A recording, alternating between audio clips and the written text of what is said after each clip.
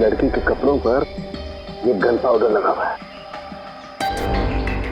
इसका मतलब साफ है, इस लड़की को बहुत नजदीक से गोली मारी गई है, ऑलमोस्ट पॉइंट ब्लैंक रेंज से।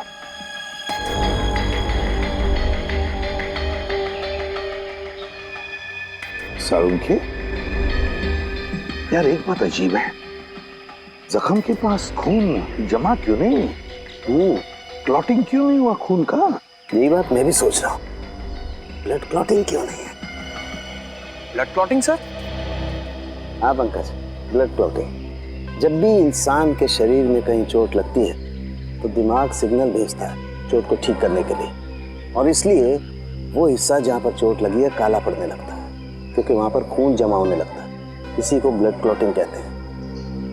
लेकिन यहाँ पर ब्लड क्लॉटिंग का कोई निशान क्यों नहीं है?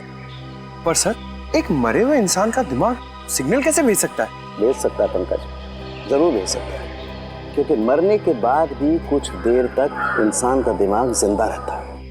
वो पूरी कोशिश करता है चोट को ठीक करने की। थैंक यू सर, मुझे तो पता ही नहीं था। सर, हो सकता है इस लड़की को कोई बीमारी हो, इसी वजह से ब्लड क्लॉटिंग नहीं हुई। हाँ, हो सकता है पूरी, हो सकता है ये डायबिटीज या हीमोफीलिया की बीमार हो। ऑटोप्सी के बाद पता लगेगा। पूर्वी, पलटाओ इसे।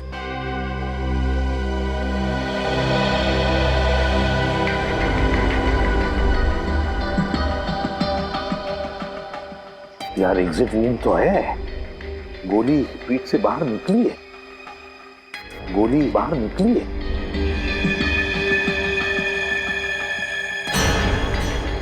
पूर्वी, पंकज देखो वहां पर खून की छींटें हैं, देखो जरा अच्छी तरह से, गोली फंसी हुई है क्या? सर,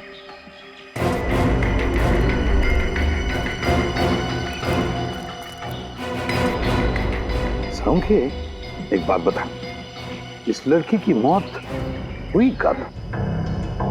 बस इसकी बॉडी में अभी तक राइगर मोर्टिस सेट नहीं हुआ, शरीर जकड़ना शुरू नहीं हुआ। इसका मतलब इसकी मौत ज्यादा से ज्यादा 3 घंटे पहले हुई होगी। मौत ज्यादा से ज्यादा 3 घंटे पहले? मतलब सुबह सुबह कोई इस लड़की को यहां पर लेकर आया, फिर इस पर गोली चलाई और यहां से निकल गया।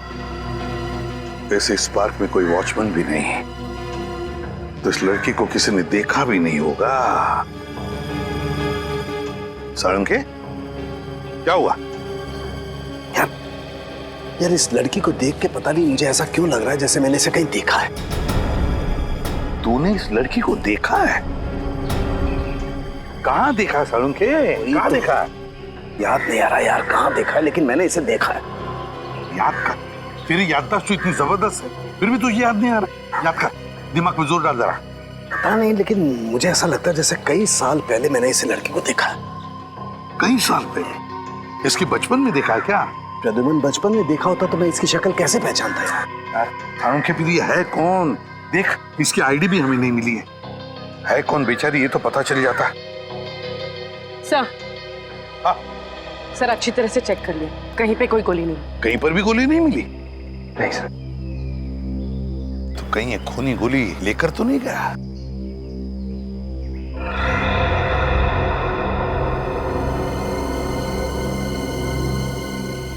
पूर्वी, वो देखो,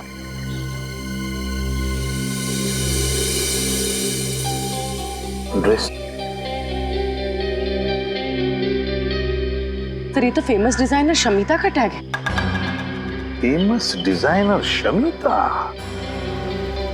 शमिता बुटीक?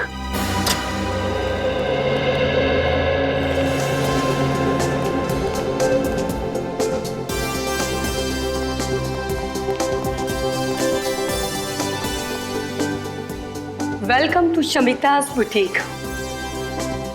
आपके फीचर्स और कॉम्प्लेक्शन को देखकर लग रहा है कि ये ड्रेस आप पर बहुत खिलेगा। एकदम सही कह रही है पूरी, ले लो ये ड्रेस। देखा, अब तो आपके बॉयफ्रेंड ने भी कह दिया, अब तो आप ले ही लो। मैडम, आपको कुछ दिखाना है। CID? I am so sorry, मैंने आपको पहचाना नहीं था। कोई बात नहीं, ये बैज तो आपने देख लिया। अभी टैग देखिए और बताइए, ये आप ही के बुटीक का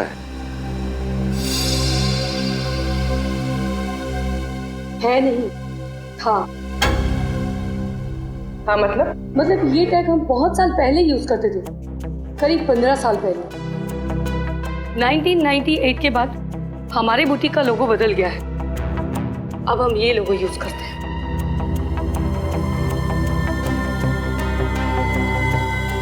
पंद्रह साल पुराना लोगो। मतलब उस लड़की ने इतने पुराने कपड़े पहने थे। और वो कपड़े देखने में तो एकदम नए लग रहे थे। आप लोग किस लड़की के बारे में बात कर रहे हैं? इसके बारे में। ओह माय गॉड, क्या हुआ इसे? इस लड़की की मौत हो चुकी है। क्या आपने पहले कभी इसे देखा? जी नहीं। अब ये कैसे पता चलेगा कि ये लड़की है कौन? ये तुम क्या कह रही हो तारिक? तुमने ठीक तरह से टेस्ट किया? आज तो 3 बार चेक कर चुकी हूँ, हर बार वही रिजल्ट आ रहा है। This is impossible. कैसे हो सकता है ये? अरे क्यों नहीं हो सकता? जब डॉक्टर तारिका कह रही है तो बिल्कुल हो सकता है। वैसे सर ये बहस किस बात पे हो रही थी? सचिन, दरअसल वो अरे तारिका जी इनसे क्यों डर रही हैं? ये तो अपने डॉक्टर साधन के। बोलिए बोलिए। अभिजीत, इस लड़की के रगों में जो खून है वो इस लड़की का है ही नहीं। ना? ये क्या कह रही हैं? इस लड़की का खून इसका नहीं है तो फिर किसका है? वो तो पता नहीं, लेकिन इस लड़की का तो 100% नहीं है, क्योंकि इसके खून का डीएनए और लड़की का डीएनए अलग है। अगर ये खून इस लड़की का है ही नहीं तो इसकी रगों में आया कहां से ये खून? हाँ, अच्छा, जो लड़की के कपड़ों के ऊपर खून मिला और पेट पे वो खून, वो किसका है? वो खून है तो एक ही इंसान का, पता नहीं किसका है, लेकिन इस लड़की का तो बिल्कुल नहीं है। सर कहीं वो खून उसी खूनी का तो नहीं? शायद वो भी घायल हो गया हो। खूनी का होता तो लड़की के कपड़ों पे ही होता ना, इसके शरीर के अंदर कहां से घुस गया? ये कुछ और ही चक्कर है। एक और बात, इस लड़की को गौर से देखो। इसे लैब में आए हुए लगभग 5 घंटे हो गए और उससे 3-4 घंटे पहले इसकी मौत हुई है। तो तकरीबन 8 से 9 घंटे पहले इस लड़की की मौत हुई है। लेकिन ये देखो, इसकी चमड़ी देखो, जरा भी नहीं बदली है, कोई फर्क नहीं पड़ा है। और देखो, ये इस लड़की का हाथ देखो, देख रहे हो? जरा भी रायगर मोटिस सेट नहीं हुआ है, बॉडी जरा भी नहीं जकड़ी है। और इसकी वजह मुझे अभी तक ढूंढ नहीं पाया हूं अभिजीत, लेकिन थोड़ा वक्त दो, मैं जरूर ढूंढ निकालूंगा कि आखिर इस सब की वजह क्या है। अच्छा डॉक्टर साहब, आप कह रहे थे कि इस लड़की को आप कुछ पहचानते हैं? हाँ। कुछ याद आया कौन है लड़की? नहीं यार, बहुत दिमाग लड़ाया लेकिन याद नहीं आ रहा है आखिर ये लड़की है कौन। कोई बात नहीं, कोई तो जानता होगा इसे। सर ये मेरी बीवी वैष्णवी। आपकी बीवी? Yes officer. पर इसे हुआ क्या है? धनंजय जी, वैष्णवी का खून हुआ है। क्या? किसने मारा इसे? वही पता लगा रहे हैं हम। लेकिन एक बात बताइए, आखिरी बार कब मिले थे आप वैष्णवी से? 20 साल पहले। 20 साल पहले? 20 साल पहले वैष्णवी गायब हुई थी। मैंने इसे कहां नहीं ढूंढा, हर पुलिस स्टेशन, हर अखबार, हर जगह। सॉरी। अच्छा एक बात पूछूं आपसे, आपकी शादी कब हुई थी? 23 साल पहले, 3 अक्टूबर 1990। हमारी लव मैरिज थी। मैं और वैष्णवी एक ही मेडिकल कॉलेज में पढ़ते थे। वैसे उम्र क्या है आपकी? 50 साल। 7 जून 1963 मेरी बर्थ डेट है। और वैष्णवी जी की? तकरीबन 3 साल छोटी थी मुझसे। 3 साल छोटी थी आपसे, मतलब 47 साल की उम्र थी उनकी, है ना? अच्छा, वैष्णवी जी का कोई फोटोग्राफ है 20 साल पुराना?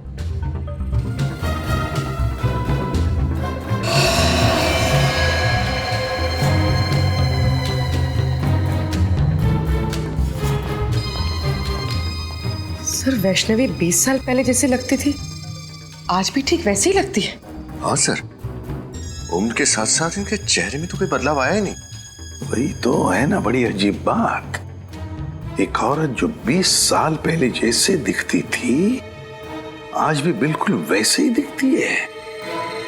ये कैसे? ये मम्मी है। ये मम्मी है? हाँ सचिन, जैसी पिरामिड्स में मिली है वैसी मम्मी, लेकिन इस मम्मी को बनाने में एक अलग टेक्निक का इस्तेमाल किया गया है। सर आप क्या कह रहे हैं, कुछ समझ में नहीं आ रहा है। मैं समझाता हूँ। देखो, ना तो इसकी स्किन का रंग बदला है, ना इसकी बॉडी ने सड़ना शुरू किया है, कोई डिकम्पोज नहीं हुई है, और ना ही इसकी बॉडी ने जकड़ना शुरू किया है। और तो और ग्रेविटी की वजह से शरीर का वो हिस्सा जो जमीन को छूता है काला पड़ना शुरू हो जाता है और वहां पर ब्लड मार्क्स आना शुरू हो जाते हैं, लेकिन इसके शरीर पे कहीं भी कोई ब्लड मार्क नहीं है। मतलब इसकी बॉडी पे समय का कोई असर नहीं हुआ? बिल्कुल सही अभिजीत। तो फिर पता कैसे चलेगा कि वैष्णवी की मौत कब हुई? हाँ, वैष्णवी। अरे इसे तो मैं जानता हूँ, इसे ही तो मैं याद करने की कोशिश कर रहा था यार। इसे मैं जानता हूँ, ये मेरे साथ मेडिकल कॉलेज में पढ़ती थी। What a brilliant student she was. ये तो MKN कॉलेज में साइंस की प्रोफेसर थी।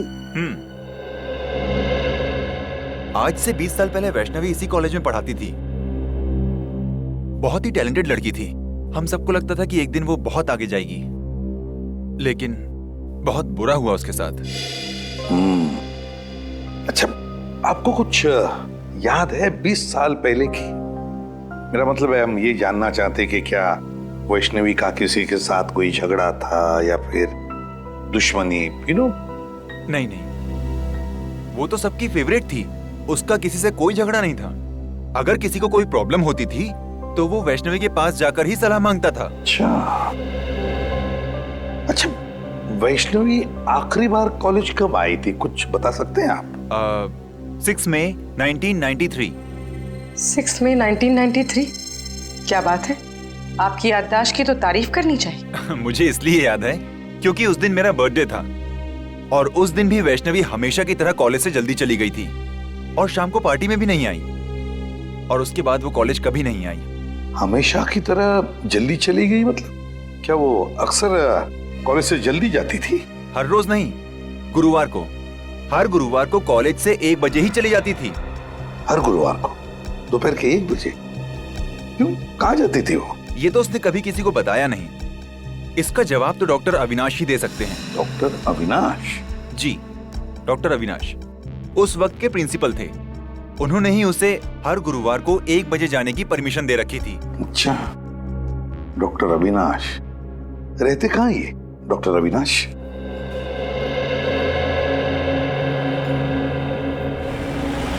हाँ, ले दोस्त, कॉफी पी।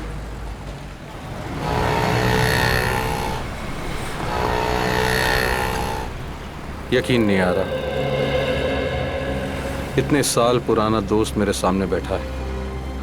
आज अतीत की यादों के पलों को जीने से अच्छा और क्या है। बात तू सही कह रहा है धनंजय, लेकिन एक बात कहूं, अतीत की यादों में अपने आप को इतना भी नहीं जकड़ लेना चाहिए कि जिंदगी से घुटन होने लगे। कम ऑन यार, दिल छोटा नहीं करते। अच्छा देख देख, मैं तेरे लिए क्या लाया हूं। क्या है? खोल कर देखना यार।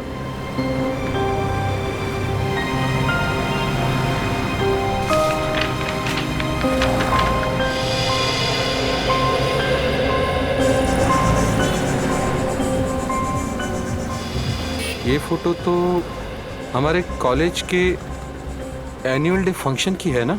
एग्जैक्टली। तूने अब तक संभाल के रखी है? अरे संभाल के नहीं रखूंगा, तू और वैष्णवी मेरे सबसे करीबी दोस्त थे यार। अच्छा तू बोल रहा था कि वैष्णवी के कुछ रिसर्च नोट्स थे घर पे, तू लेके आया? हाँ। कहाँ है? मुझसे तो पढ़े नहीं गए। वैष्णवी की एक याद काफी है मेरी आंखें नम करने के लिए।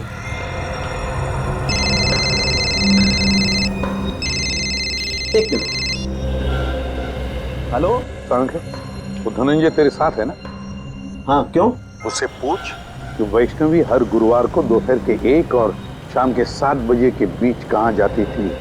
और एक बात धनंजय से पूछ ले कि क्या वो हमें वैष्णवी के रिसर्च पेपर्स, मेरा मतलब है रिसर्च की जो फाइल्स हैं, वो दे सकता है क्या? हाँ ठीक, ओके।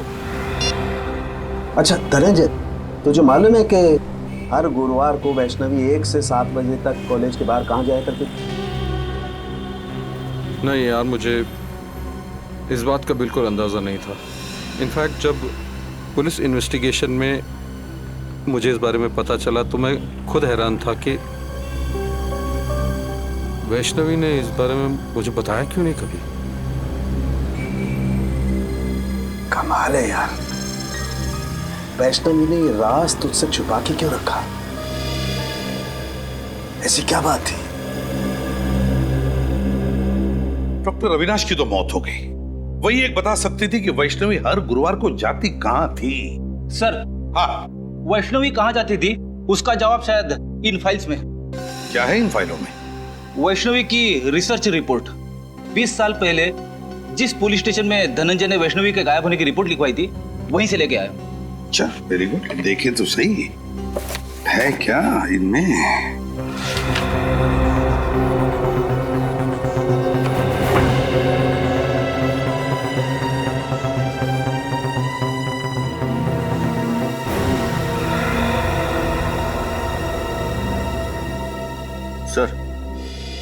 सर ये देखिए, वैष्णवी गायब होने से पहले 2 रिसर्च प्रोजेक्ट पर काम कर रही थी, एक पोस्टमार्टम और एक प्रीमार्टम। सर, पोस्टमार्टम के बारे में तो सुना है, जो सालू के साहब लाशों के साथ करते हैं। ये प्रीमार्टम क्या होता है? फ्रेडी, प्रीमार्टम शरीर की वो स्थिति है, शरीर की वो स्थिति जो किसी भी इंसान के मरने से पहले होती है, मरने से पहले। और फिर पोस्टमार्टम तो तुम जानते ही हो। लेकिन एक बात समझ में नहीं आ रही है कि वैष्णवी इन 2 विषयों पर ही क्यों, प्रीमार्टम और पोस्टमार्टम, इन 2 विषयों पर ही क्यों रिसर्च कर रही थी? क्यों, ऐसा क्या खोज रही थी वो? किस बात पर रिसर्च कर रही थी? कहीं ना कहीं तो कुछ भी तो मिलना ही चाहिए। ये क्या है? ओह,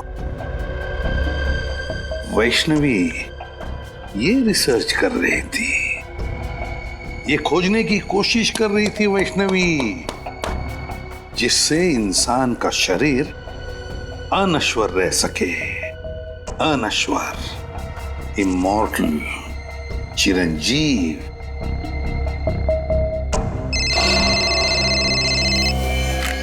आसान क्या? ऐसी क्या बात बताना चाहते हैं आप कि आपने हमें यहाँ पर दोबारा बुलाया? कुछ ऐसी बात जो तुम सोच भी नहीं सकते। सर, वैसे तो ऐसी बहुत सारी बातें जो मैं सोच नहीं सकता, लेकिन आप बताइए ना, ऐसी कौन सी बात कहना चाहते हैं आप? पंकज, तुम्हारा खेल खत्म हो चुका है। हम तुम्हारा सारा राज जान गए हैं। खेल? राज? ये क्या बात कर रहे हैं सर आप? बस सर, नहीं खड़े रहना, नहीं तो गोली चल जाएगी। सर, ये आप क्या कर रहे हैं सर? प्लीज गन नीचे करो। चुप। जस्ट कीप क्वाइट पूर्वी, जस्ट कीप क्वाइट। अब देखो पंकज, मैं तुम्हारे पेट पर गोली मारता हूं तो एक गोली तुम्हारे शरीर को चीरती हुई पेड़ पर ठीक वहीं जाकर के लगेगी जहां पर वो खून लगा हुआ है।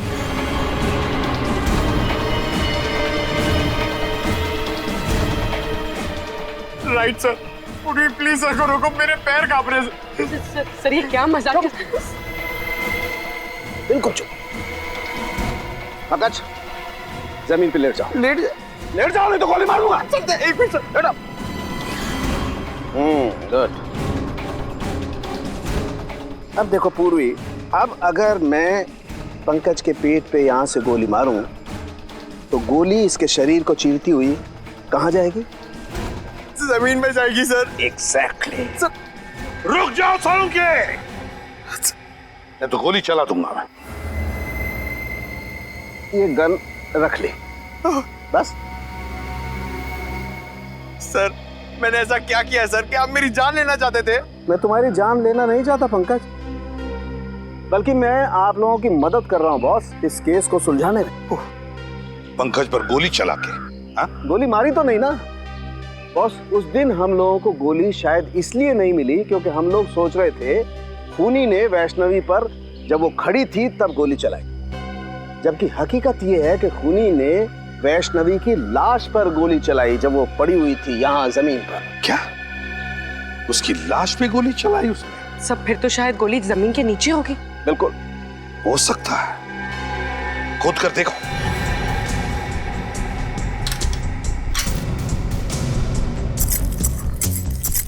मतलब सालों के ये खूनी हमें गुमराह कर रहा था।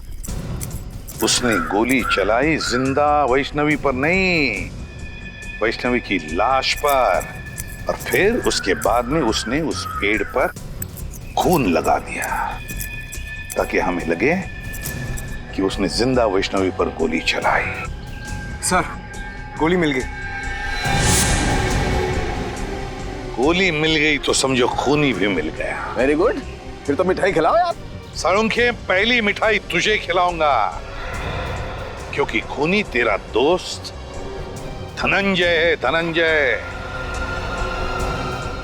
क्या बात कर रहे हो यार तुम? हाँ धनंजय, क्योंकि ये गोली उसी गन की है जो गन हमें धनंजय के घर में मिली थी, समझे?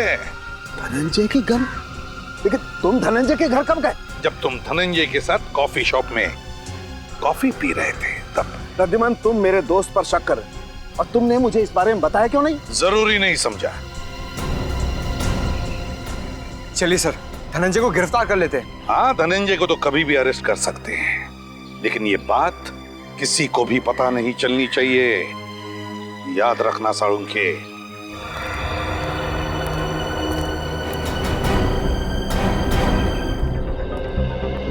डॉक्टर अविनाश की मौत हो चुकी है।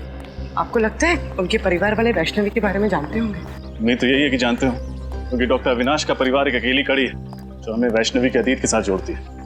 आप लोग ये घर खरीदने के लिए आए हैं क्या? जी नहीं, हम लोग डॉक्टर अविनाश के परिवार वालों से मिलने आए हैं। पर यहाँ तो कोई भी नहीं रहता। कोई भी नहीं रहता? तो फिर डॉक्टर साहब का परिवार कहाँ रहता है? उसका तो बस एक ही बेटा है, अनिरुद्ध। 15 साल पहले अविनाश उसी से मिलने के लिए अमेरिका गया था, पर वापस ही नहीं आया। बस कुछ आया तो अनिरुद्ध का फोन कि उसके पापा की मौत हो गई है। तो अनिरुद्ध कभी यहाँ आता नहीं? बस आता है कभी कभार, 2-3 महीने में एक चक्कर लगा लेता है। सुनने में आया है कि वो ये घर बेचने की सोच रहा है। अनिरुद्ध हर 2-3 महीने में एक चक्कर लगा लेता है यहाँ, अमेरिका से? नहीं, अमेरिका छोड़े तो उसे 2 साल हो गए हैं।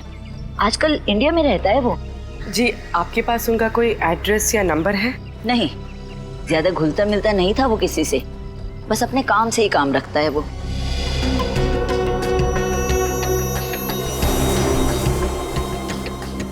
सर, ये देखिए मिस्टर अविनाश का पासपोर्ट।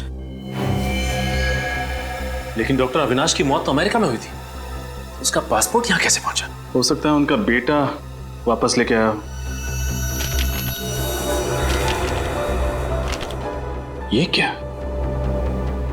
पासपोर्ट में कहीं भी अमेरिकन वीजा तो लगा हुआ है ही नहीं। इसका मतलब डॉक्टर अविनाश कभी अमेरिका गए ही नहीं। तो इसका मतलब वो औरत झूठ बोल रही थी हमसे। हाँ सचिन, या तो वो औरत झूठ बोल रही थी या फिर अविनाश का बेटा अनिरुद्ध कोई खेल खेल रहा है। इस केस ने दिमाग घुमा दिया सचिन। पहले हमें जॉगर्स पार्क से एक लाश मिलती है जिसकी बॉडी का डीएनए उसके रगों के खून के डीएनए से मैच नहीं करता है। फिर हमें पता चलता है कि वो लाश है डॉक्टर वैष्णवी की। उनके पति धनंजय का कहना है कि डॉक्टर वैष्णवी की लाश अभी भी बिल्कुल वैसी दिखती है जैसे वैष्णवी 20 साल पहले दिखती थी। 20 साल से लाश में कोई चेंज नहीं हुआ। सालुंके साहब ने बताया कि वो इसलिए क्योंकि लाश को मम्मी की तरह सुरक्षित रखा गया था। डॉक्टर वैष्णवी किसी खास प्रोजेक्ट पे काम कर रही थी और जिस आदमी को उसके बारे में मालूम था, डॉक्टर अविनाश, उनके बेटे अनिरुद्ध का कहना है कि उनकी मौत भी 15 साल पहले किसी रहस्यमय तरीके से हो गई। वो प्रोजेक्ट कौन सा था, इसके बारे में अभी तक पता नहीं चला। लेकिन सर एक बहुत चौंका देने वाली बात पता चली है सर। क्या? डॉक्टर अविनाश की कुंडली कहती है कि ना उनकी कभी शादी हुई और ना ही उनका कोई बेटा था सर। हा? मतलब उनके पड़ोस में रहने वाली वो औरत हमसे झूठ बोल रही थी? या तो वो औरत झूठ बोल रही है या फिर कोई ढोंगी डॉक्टर अविनाश का बेटा बनकर ये सारी कहानियां फैला रहा है। अभिजीत, वैष्णवी 47 साल की होने के बावजूद 27 साल की क्यों दिख रही थी और उसकी लाश सड़ना क्यों नहीं शुरू हुई, इसका राज पता चल गया है मुझे। क्या राज है सर? प्लास्टिनेशन। प्लास्टिनेशन? हाँ, ये एक नया तरीका है लाशों को बरसों बरस, एक लंबे समय तक प्रिजर्व करके रखने का। इसका मतलब सर इजिप्ट में जैसे लाशों को मम्मी बना के रखा जाता है वैसे? बिल्कुल ठीक निखिल, वैसे ही। लेकिन इसमें एक फर्क है। फर्क यह है कि इसमें लाश के अंदर का तरल पदार्थ, लिक्विड, बाहर निकाल लिया जाता है और उसकी जगह पर लिक्विड प्लास्टिक लाश के अंदर डाल दिया जाता है। और जब वो लिक्विड प्लास्टिक ठोस हो जाता है, जम जाता है, तो फिर लाश वैसी की वैसी रहती है, उसमें जरा भी फर्क नहीं पड़ता है। हाँ, मैंने भी किसी साइंस जर्नल में इस तकनीक के बारे में पढ़ा था सर। लेकिन जहां तक मेरा अंदाजा है, इसमें लाश की खाल निकाल ली जाती है ना। लेकिन वैष्णवी की खाल तो ज्यों की त्यों है। यही वो वजह है जिसके कारण हम इस केस में गोल गोल घूम रहे थे। दरअसल वैष्णवी ने एक ऐसा फार्मूला इजाद कर लिया था जिसकी वजह से लाश की चमड़ी बिल्कुल भी नहीं बदलती है, वैसी की वैसी बनी रहती है, हमेशा जवान। और सर क्या ये मुमकिन हो सकता है? हाँ, बिल्कुल मुमकिन है। साइंस में नामुमकिन कुछ भी नहीं होता है और ये वैष्णवी ने करके दिखा दिया। वैष्णवी ने एक ऐसे फार्मूले का आविष्कार किया जिसमें इंसान की चमड़ी में नए पैदा होने वाले सेल्स की संख्या मरने वाले सेल्स से ज्यादा होती है और इसीलिए इंसान की चमड़ी हमेशा वैसी की वैसी बनी रहती है। और अब इस फार्मूले का पता मुझे भी चल गया है। इसका मतलब ये फार्मूला वैष्णवी ने अपने ऊपर इस्तेमाल किया होगा, इसीलिए उसकी त्वचा 20 साल से वैसी की वैसी है। या फिर उस खूनी ने वैष्णवी के ऊपर एक्सपेरिमेंट किया होगा।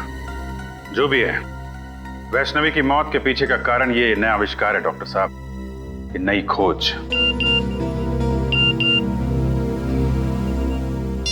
प्लीज सर जल्दी आइए, मैं खतरे में हूँ।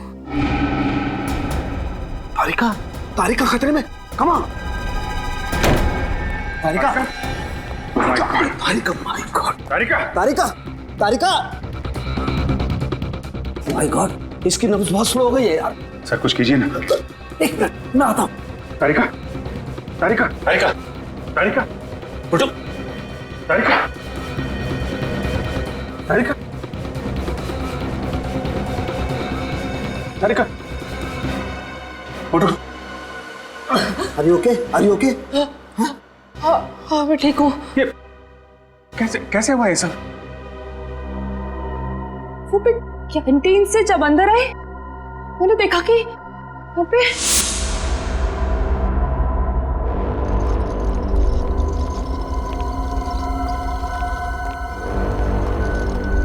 अरे कौन हो तुम लोग और लाश को कहाँ लेके जा रहे हैं?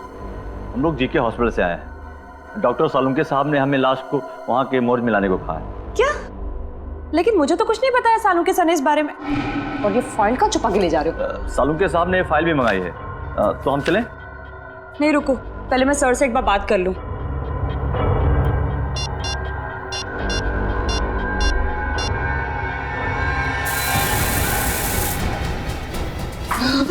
सालुंके से भी बात करना जब होश में जाना। Good night.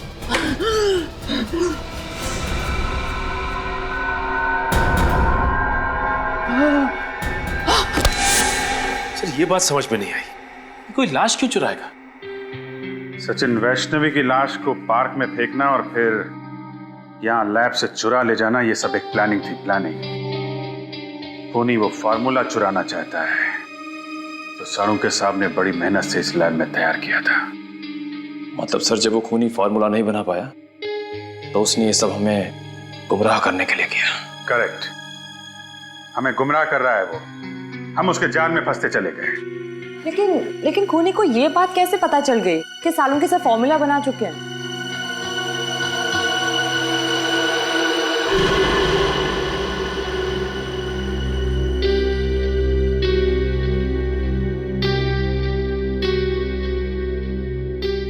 सालुंके साहब,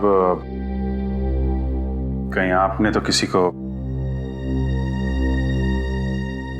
आई एम सॉरी अभिजीत, लेकिन मैंने वो फार्मूला धनंजय को बताया था, लेकिन वो ऐसा आदमी है नहीं। केस की इंपॉर्टेंट डिटेल्स आप बाहर वालों के साथ शेयर कर रहे हैं। इतनी बड़ी भूल आप कर कैसे सकते हैं सालुंके साहब? मुझसे गलती हो गई, आई नो, मैं मानता हूं, लेकिन धनंजय मेरा दोस्त है यार। दोस्त खूनी नहीं हो सकता? धनंजय खूनी? हाँ, या तो धनंजय खूनी है या फिर उसका कोई साथी। सचिन, इन चोरों का स्केच बनवाओ और सारी खबरों को इन्फॉर्म कर दो।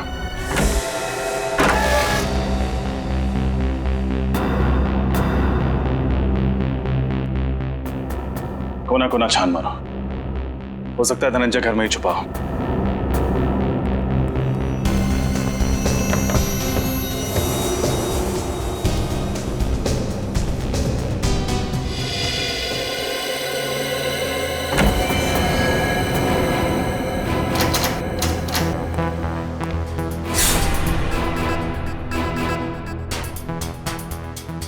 रजत, मेरी बात पे यकीन करो यार, मैं कह रहा हूं, मैं धनंजय को बहुत अच्छी तरह से जानता हूं, मेरा पुराना दोस्त है। वो वैष्णवी को नुकसान पहुंचाने के बारे में सोच भी नहीं सकता यार। आई एम सॉरी सर, इस वक्त आप एक दोस्त की तरह सोच रहे हैं, एक सीआईडी ऑफिसर की तरह नहीं। अच्छा, और उस वक्त तुम कहां गए थे जब रोमा की लाश को मेरे पास लेकर के आए थे और तुमने कहा था ये सीआईडी को पता नहीं लगना चाहिए सर? तब तुमने सीआईडी ऑफिसर के बारे में क्यों नहीं सोचा? तुम्हें पता है रजत, सीआईडी को जब कोई लाश मिलती है तो सबसे पहले फॉरेंसिक लैब में आती है, और तुम उसे कहां ले गए? वहां प्राइवेट नर्सिंग होम में। सर आप इसे मेरा पागलपन समझिए या कमजोरी। मैं एसीपी सर से तब तक नजरें नहीं मिलाऊंगा जब तक मैं अपने ऊपर लगे हुए सारे इल्जाम गलत साबित नहीं कर देता। तुमने ठीक नहीं किया रजत। अगर कोई और इन सर्कमस्टांसेस में मेरी मदद मांगता, मैं उसे साफ मना कर देता, लेकिन तुम्हारे दिल में सीआईडी के लिए एक जज्बात है, अपनी ड्यूटी के लिए, एक फर्ज के लिए एक बात है। Let me see what I can do for you. क्या चाहते हैं सालुंके साहब? मैं आपका एहसान चुकाने के लिए इस खूनी को छोड़ दूं? फिर खूनी? ये खूनी की क्या रट लगा रखी है तुमने रजत? एक बार प्रूव हो जाने दो कि धनंजय खूनी है, फिर चढ़ा देना उसे सूली पर, चढ़ा देना तुम। सर वो खूनी है कि नहीं ये तो तभी साबित होगा जब वो हमारे हाथ लगेगा। पता नहीं किस कोने में जाके छुप गया है।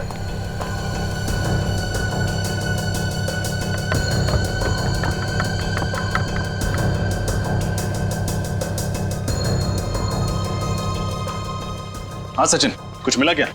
हाँ सर, ये देखिए चाय का मग और उल्टी रखी किताब। इसका मतलब कुछ देर पहले यहाँ बैठकर कोई किताब पढ़ रहा था। कोई और नहीं सचिन, जरूर धनंजय ही होगा। किसी ने उन्हें खबर कर दी होगी कि हम आने वाले। बस भाग गया। क्या हुआ?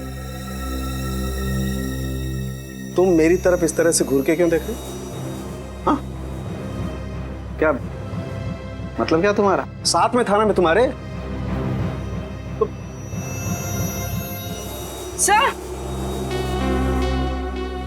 सर ये देखिए, टूटा हुआ वास।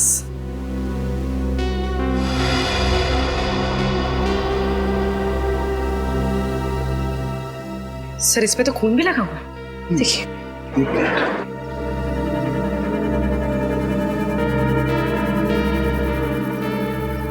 इस पे तो कुछ उंगलियों के निशान भी हैं। पूर्वी सर, एक काम करो, घर में देखो कोई टैल्कम पाउडर रखा, प्लीज। तो कहीं ये खून धनंजय का तो नहीं? धनंजय को कुछ हो तो नहीं गया? शायद धनंजय ने किसी को कुछ कर दिया। Sir, thank you. मुझे तो लगता है कि धनंजय यहाँ बैठ करके चाय पी रहा था और किसी ने इस वास से उसके सर पे वार किया और उसे किडनैप कर लिया है।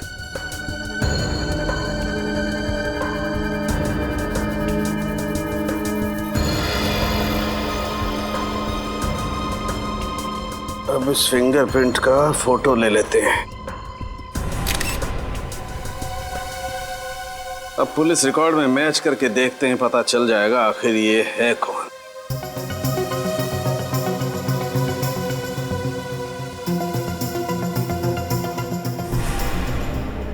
ओह, ये तो बालू है। हेलो, कौन है वो?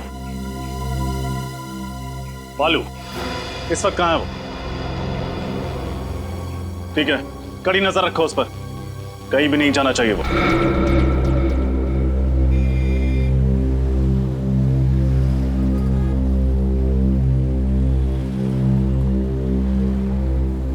चलो भाई, तुम जाओ।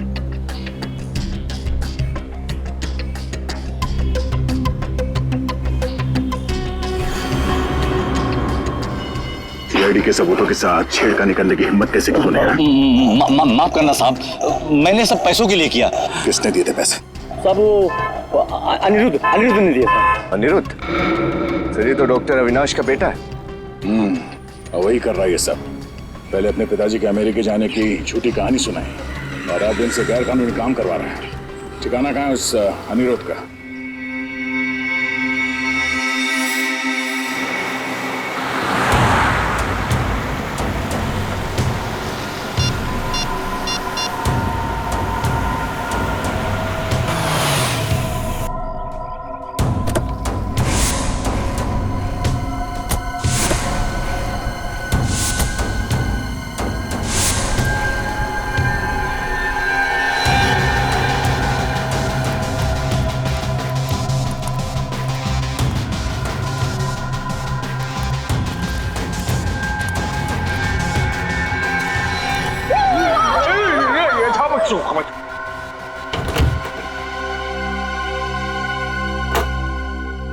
कौन हो तुम?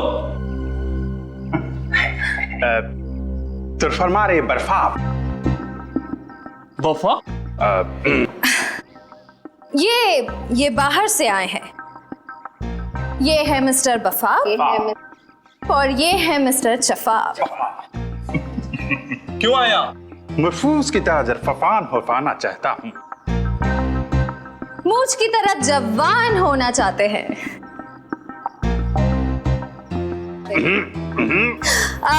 इनके कहने का मतलब है कि इन्हें पता चला है कि तुम्हारे बॉस के पास एक स्पेशल फॉर्मूला है जिससे लोग जवान हो जाते हैं और ये वो फॉर्मूला खरीदना चाहते हैं। नहीं, ऐसा कुछ नहीं है। चलो निकले यहाँ से। दरफात तरफोड़ के हरफात पे रख देंगे।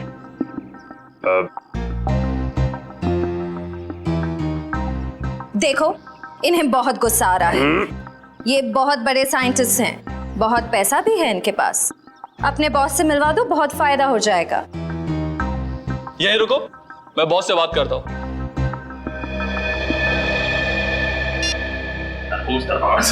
सर फोड़ने का शक। नहीं, वेट करो। तरफोड़ कंट्रोल।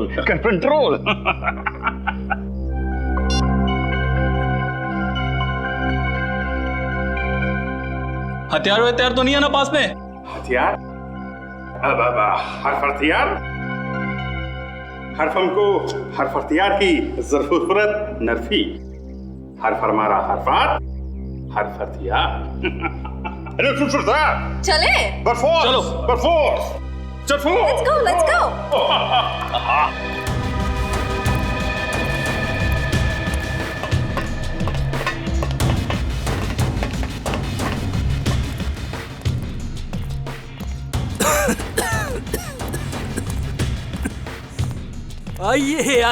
आइए। स्वागत है आपका। मुझे वैज्ञानिकों से बातें करना बहुत अच्छा लगता है। क्या सेवा कर सकता हूँ मैं आपकी? सेवा तो हम आपकी करेंगे। सिर्फ हमको जरफेल की हरफ अंदर, चरफक्की, फिर फिसिंग। ये कह रहे हैं कि आपके सीक्रेट फॉर्मूला की खबर इन्हें लग चुकी है। आप जैसे ब्रिलियंट और जीनियस साइंटिस्ट की तलाश ये करते रहते हैं। Thank you.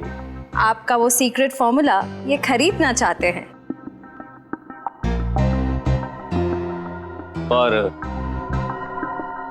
वो फॉर्मूला बिकाऊ नहीं है। सॉरी, दरफात तरफोड़ के हरफात में रख देंगे। ये कह रहे हैं कि हर चीज बिकाऊ होती है, बस सही दाम देने की जरूरत होती है। फिर तो मुझे इस फॉर्मूले के 100 करोड़ रुपए चाहिए। हाँ? सरफों का फूल। तैयार हैं आप? भरपूर दरफात तरफोड़ के मंजूर है, 100 करोड़ देने के लिए तैयार है, मगर ये देखना चाहते हैं कि आपका वो सीक्रेट फॉर्मूला काम करता भी है या नहीं। करता है, जाओ लेके आओ। 15 साल की मेहनत है उसमें। ऐसा काम करता है कि बहुत जल्द इस दुनिया में बूढ़ा इंसान दिखाई नहीं देगा। हर तरफ जवान ही जवान, बच्चे ही बच्चे।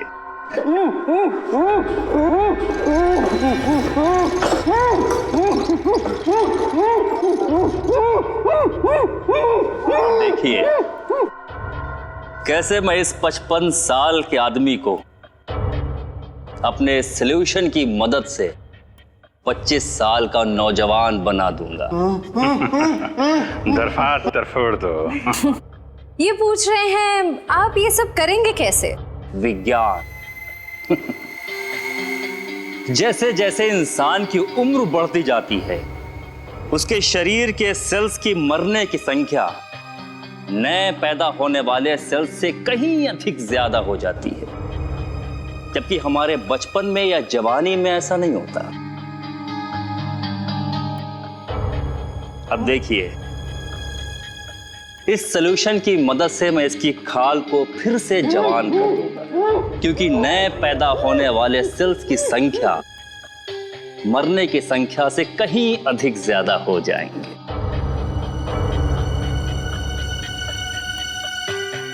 बस बस डॉक्टर अविनाश, समझ में आ गया आपकी जवानी का राज। ये हिंदी कैसे बोलने लगे? हिंदुस्तानी है तो हिंदी तो बोलेंगे ही डॉक्टर अविनाश। सीआईडी? पकड़ो इसे।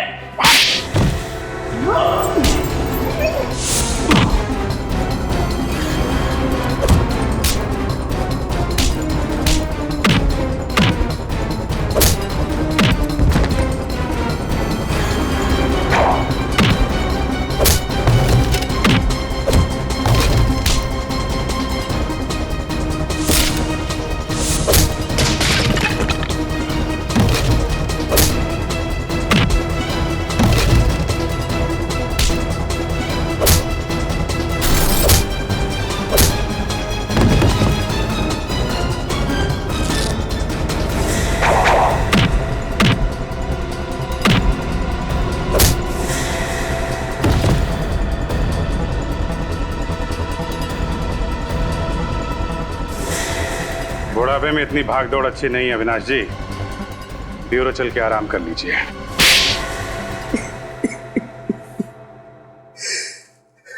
वैष्णवी के रिसर्च के बारे में सिर्फ मैं ही जानता था।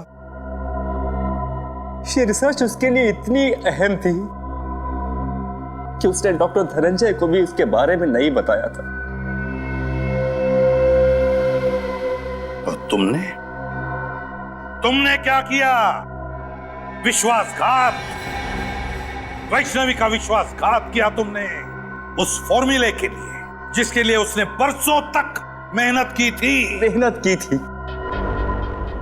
लेकिन सर, पर कोई भी रिसर्च बिना पैसे के पूरी नहीं होती सर। उसके एक्सपेरिमेंट का सारा खर्चा मैंने उठाया था।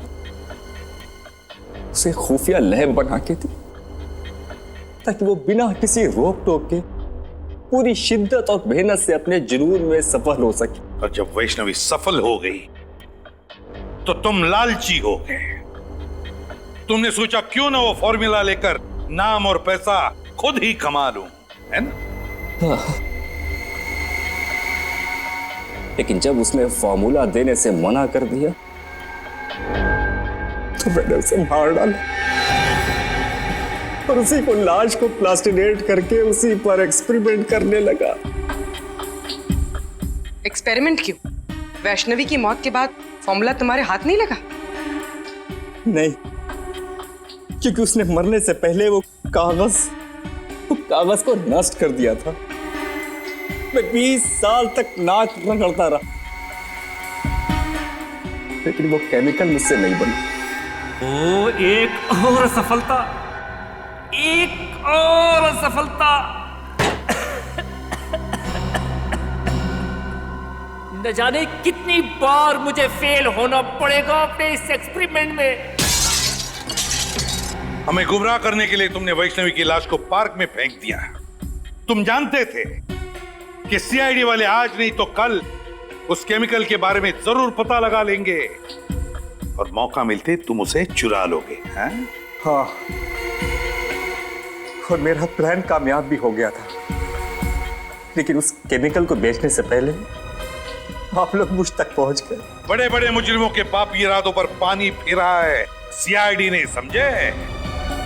अब जेल में सड़ते बैठना, अपनी नकली जवानी के दिन काटते फांसी का ऑर्डर आने तक।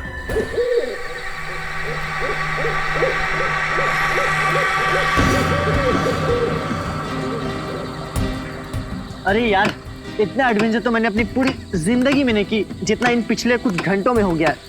वाकई यार, बहुत हो गई हाइकिंग साइकिंग। अरे विनय, तू ठीक है ना? हाँ, मैं ठीक हूँ। अगर तू कहे तो यार शहर जाने वाला रास्ता हम अभी ढूंढ सकते हैं। रात को रास्ता कहाँ ढूंढेंगे यार? एक काम करते हैं, सवेरे होने तक यहीं पे रुक जाते हैं, सवेरे होते ही निकल लेंगे। ये हुई ना बात। अरे यार, एक हील अंदर नहीं जा रहा यार। खैर यार, कुछ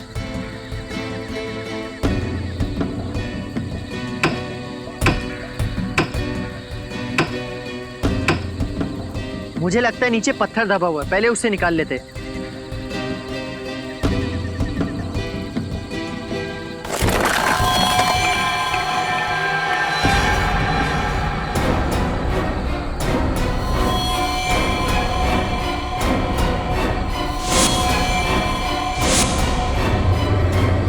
यार, हम किसी कब्रिस्तान में तो नहीं आ गए ना? बस यार, अब मैं एक पल भी यहाँ नहीं रुक सकता। चलो अपना अपना सामान बांधते, आओ।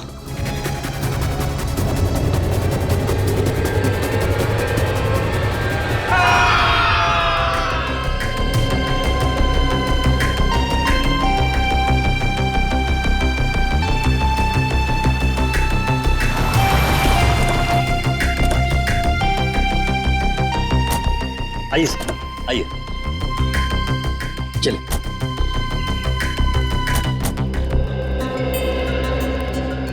वाओ, आज मेरी जिंदगी का सबसे बड़ा दिन है। इतने लंबे स्ट्रगल के बाद आज मैं गर्व से कह सकता हूं कि ये सारी की सारी जमीन मेरी है। मुबारक हो समर सर, बहुत बहुत मुबारक हो आपको। Thank you very much.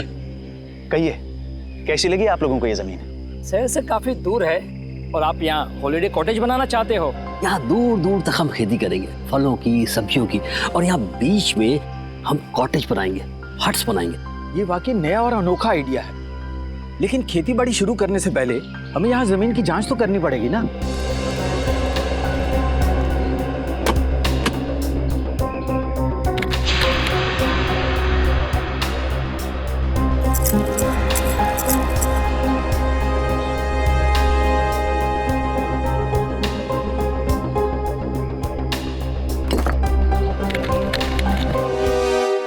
तो जसवीर, तुमने अपने 3 दोस्तों को कल शाम को यहाँ पे छोड़ा था और उसके बाद से उनका पता नहीं चल रहा है। हाँ सर, उन्होंने कहा था कि सुबह 6 बजे तक वो आ जाएंगे सर। मुझे काफ़ी फिक्र हो रही है सर। वो लोग जब बहुत ज़्यादा लेट हो गए तो मैंने प्रिंसिपल साहब को इन्फॉर्म किया सर। सर, मैंने सुना है ये बहुत ही खतरनाक इलाका है। यहाँ लोग अक्सर गुम हो जाते हैं और लूटपाट भी बहुत होती है। सर, मैडम बिल्कुल सही कह रही है, इसलिए मैं ये 2 गाइड्स मार्को और दीपिका को आपके साथ भेज रहा हूँ ताकि वो उन्हें ढूंढने में ये आपकी मदद करें। मार्को और दीपिका, आप लोग तो इस इलाके से अच्छी तरीके से परिचित होंगे ना? जी हाँ, हम दोनों इस इलाके को बहुत अच्छी तरह से जानते हैं। That's great. चलिए फिर देखते हैं।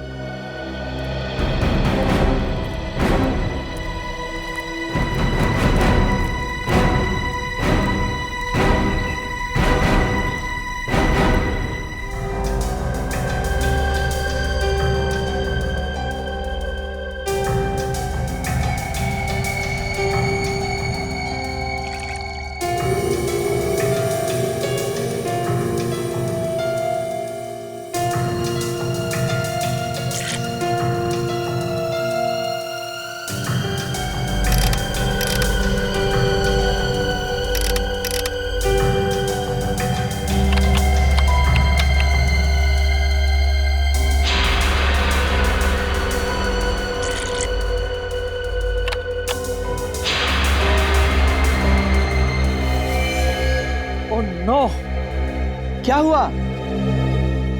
मिट्टी बंजर है क्या? नहीं, ऐसी तो कोई बात नहीं है। तो फिर? ये देखो, मिट्टी में से क्या मिला है। ओह माय गॉड, अब हम क्या करेंगे? करना क्या है, सीआईडी में डॉक्टर सालुंके को फोन करते हैं। Hello, doctor Salunke?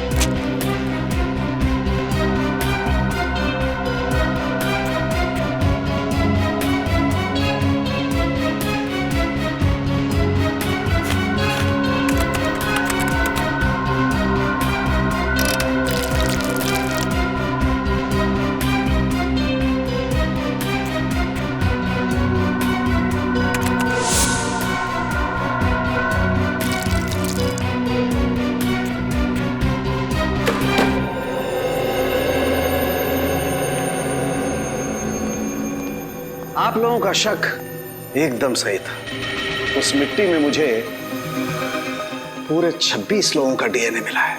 आपका मतलब 26 लोगों को गाड़ा गया था वहां पे? वो जगह पे कोई कब्रिस्तान तो नहीं था? वही तो, इसीलिए तो ये मामला और भी ज्यादा गंभीर हो जाता है। कौन थे ये लोग?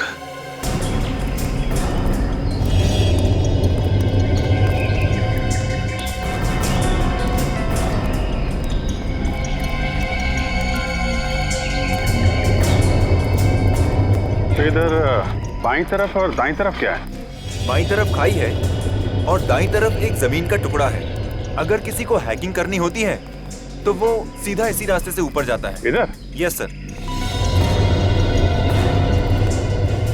सर, कहीं वो लोग इस खाई में तो नहीं गिर गए होंगे? पहले चलो देखते तो हैं, आ जाओ।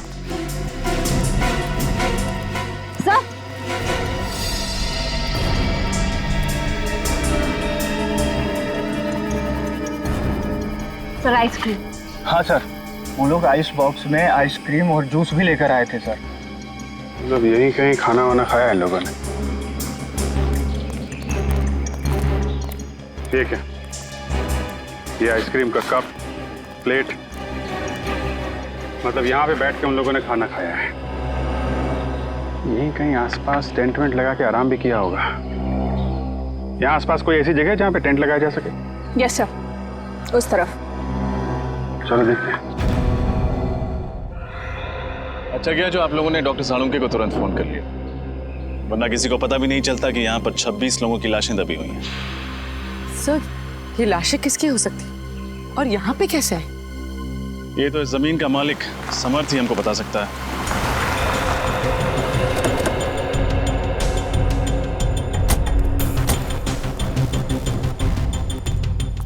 हेलो ऑफिसर, क्या हुआ? अरे अगर कोई तकलीफ थी तो हमें बता देते, सीआईडी वालों को बुलाने की क्या जरूरत थी? जब लाशों के भंडार मिलते हैं तो एक अच्छे नागरिक का फर्ज होता है कि वो सीआईडी को तकलीफ दे। लाशों के भंडार कहाँ? आपकी जमीन के अंदर हमें 26 लाशें मिली। 26 लाशें? ऐसे कैसे हो सकता है? आपको जरूर कोई गलतफहमी हो गई है। कोई गलतफहमी नहीं हुई है। हमें इंसानों की हड्डियां, बाल, दांत मिले हैं। अभी ना जाने क्या क्या मिलना बाकी है आपके जमीन के अंदर से।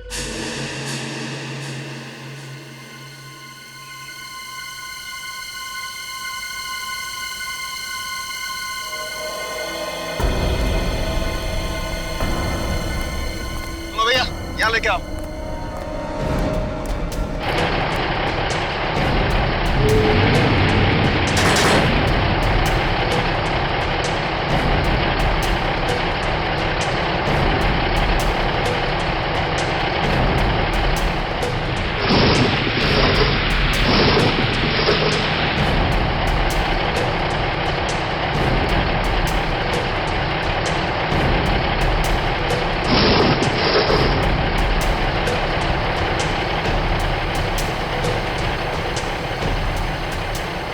मुझे तो यकीन नहीं आ रहा है कि इस जमीन के अंदर 26 लोगों की लाश है। अगर कोई मुजरिम एक भी लाश को गाड़ता है तो वो पकड़ा जाता है, और यहाँ किसी ने 26 लाशें गाड़ी है। कोई भी जुर्म छुपता नहीं है डॉक्टर तारिका। इस अपराध से भी पर्दाफाश हो ही गया। परवीन, मजदूरों को लेके जाओ, उनको बोलो उस तरफ खुदाई शुरू करें। आप लोग उस तरफ चलिए।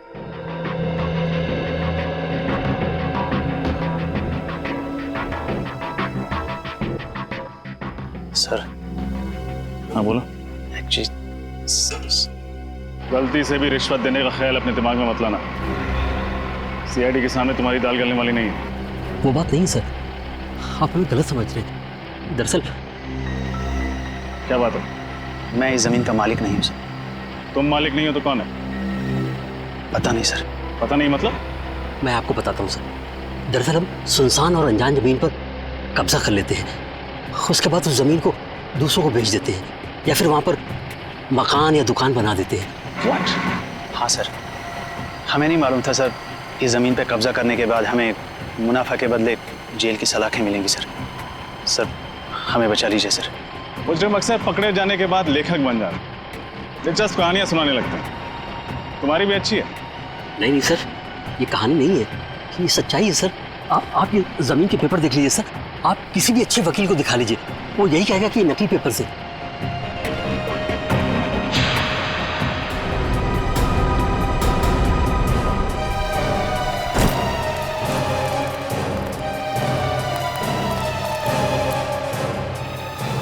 सर ये देखिए नीम का पत्थर।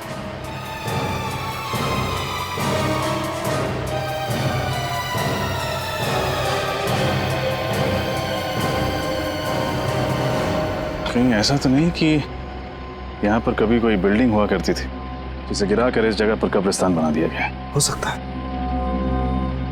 पता नहीं वो कौन सी मनहूस घड़ी थी जब हमने इस जमीन पे बुरी नजर डाली, लेने के देने पड़ गए। आप दोनों हमारे साथ ब्यूरो चलेंगे, आपसे पूछताछ करनी है। जमीनों के घोटाले करने के लिए तुम दोनों को गोल्ड मेडल देना चाहिए। Gold medal. जाने कितनी जमीनों पर गैर कानूनी कब्जा किया तुम लोगों ने, और कितने लोगों को जमीनें बेच भी दी। माफ कर दीजिए सर, गलती हो गई। अब हम ऐसी धांधलेबाजी फिर कभी नहीं करेंगे।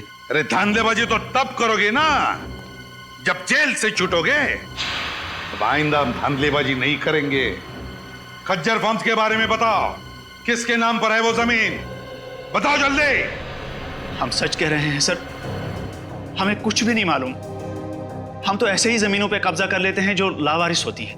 फिर भी कब्जा करने के पहले तुमने रजिस्ट्री ऑफिस से पता किया ही होगा ना कि ये जमीन किसके नाम पे? किया था, और रजिस्ट्री ऑफिस में कुछ महीने पहले आग लग गई थी, जिसकी वजह से इस जमीन के सारे डॉक्यूमेंट चल गए थे। हाँ सर, और जब हमें पता चला कि इस जमीन के आगे पीछे और कोई नहीं है, यहां तक कि इसके पेपर्स भी नहीं है, तो हमने तुरंत इसके ऊपर हक जमा लिया। सर, ये रही रजिस्ट्रेशन ऑफिस में लगी हुई आग की रिपोर्ट। आग लगी थी 6 जून 2003, और आग की वजह पेट्रोल। पेट्रोल मतलब सर वो आग जानबूझकर लगाई गई थी, जमीन का इतिहास मिटाने के लिए? हाँ पूर्वी, जानबूझकर लगाई गई थी, क्योंकि खूनी जानता था कि एक न एक दिन वो सारे कंकाल जमीन के नीचे से ऊपर आएंगे। इसलिए अपने आप को बचाने के लिए उसने ये रास्ता ढूंढा था। ये पता लगाना चाहिए कि उस नींव के ऊपर वो जो कंक्रीट का कंस्ट्रक्शन मिला है ना, वो ढांचा, उस पर पहले क्या बना हुआ था।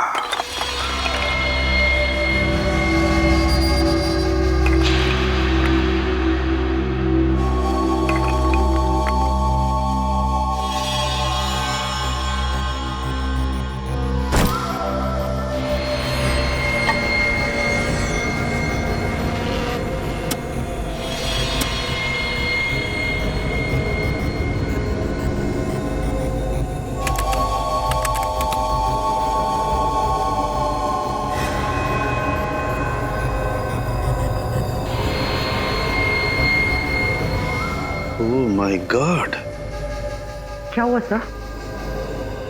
तारिका, ये हड्डी जरा गौर से देखो।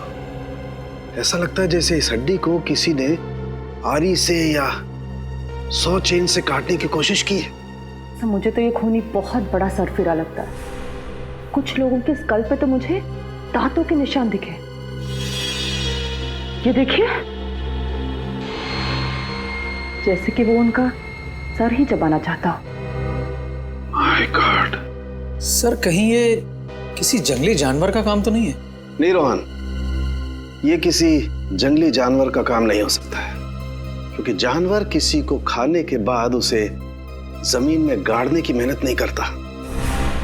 ये काम किसी इंसान का ही है। सर अब बस ये पता चल जाए कि इन सब की मौत कब हुई थी, तब जाके हम उस खूनी तक पहुंच सकते हैं। चल जाएगा तारिका, ये भी पता चल जाएगा उस माइक्रोस्कोपिक रेडियोग्राफी के जरिए। Microscopic radiography? सॉरी सर, पर क्या है ये? कभी सुना नहीं इसके बारे में। रोहन, ये एक ऐसा प्रोसेस है जिसके जरिए हम ये पता लगा सकते हैं कि इंसान की मौत कब हुई है।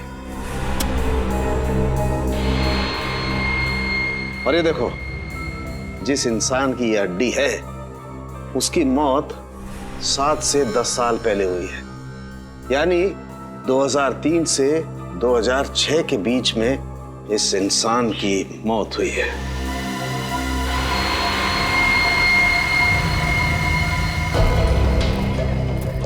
और कितनी दूर चलना पड़ेगा अभी?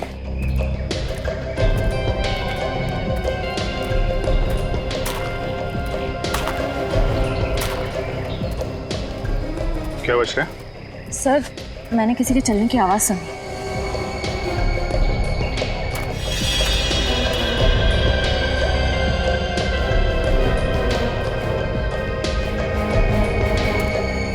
यहाँ तो कोई नहीं दिख रहा। सर, शायद मेरा वहम होगा। इतना सारा खून। ये जितने भी कंकाल हैं, इनमें से कुछ लोग विदेशी हैं, जैसे एशियन, कॉकेशियन, अफ्रीकन वगैरह वगैरह। पर सर, ये सब कैसे पता चलता है? पूर्वी, इंसान की खोपड़ी सब कुछ बता देती है। उसके सर की बनावट, उसकी जबड़े की हड्डी, उसकी नाक की हड्डी की स्थिति, इस सब से उसके रूट्स के बारे में पता चल जाता है। खूनी तक पहुंचने के लिए हमारा ये जानना बहुत जरूरी है कि ये सब कौन है, इनकी पहचान क्या है। आरव का तो अभी तक पता नहीं चल पाया, लेकिन ये दोनों जरूर स्पोर्ट्समैन रहे हों, रनर या कोई एथलीट। अच्छा, इनके पैरों की हड्डियों की बनावट हम आम लोगों से अलग है क्या सर? हाँ, इनके पैरों की हड्डियां आम लोगों के पैरों की हड्डियों से ज्यादा मजबूत है, जैसी एक एथलीट की होती है। सर? हाँ।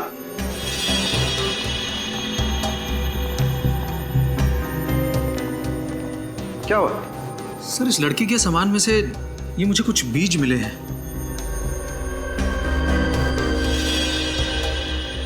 ये किस तरीके के बीज हैं? नागा जोलकिया नाम का मसाला है। ये दुनिया का सबसे तीखा मसाला है, और ये इतना तीखा मसाला है कि नॉर्मल नमक या मिर्च की तरह नहीं खाया जाता।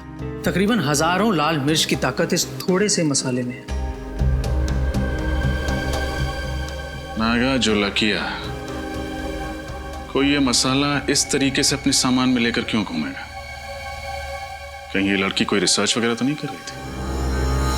इस खून का सैंपल ले लो श्रेया। बच्चों के माँ बाप के डीएनए के साथ मैच करके देख लेंगे।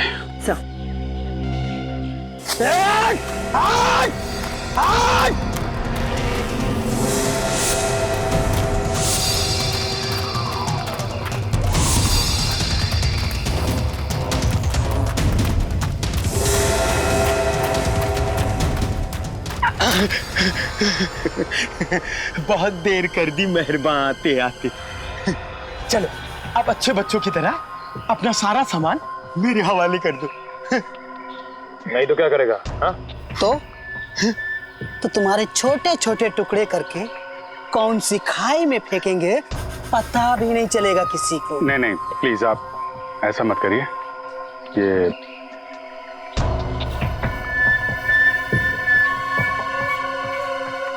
सीढ़ी सीढ़ी और सामान चाहिए आप लोगों को? भाग रहे हो।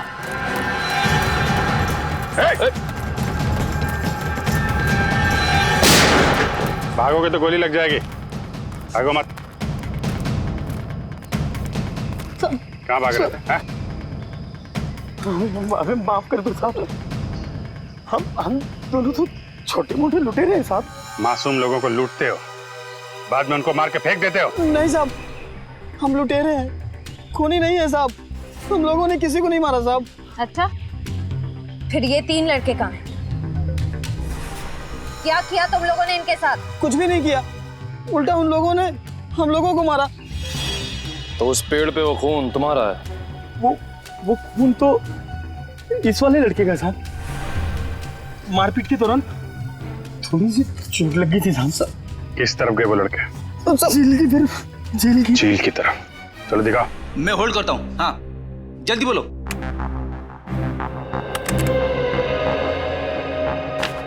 जी हाँ, मैं 2003 की बात कर रही हूँ, आज से 10 साल पहले की। मसाले का नाम है नागा झुलक है, और जितने भी ऐसे खेत हैं जहाँ नागा झुलक के नाम का मसाला उगता है, वहाँ उस लड़की की फोटो भेज दीजिए।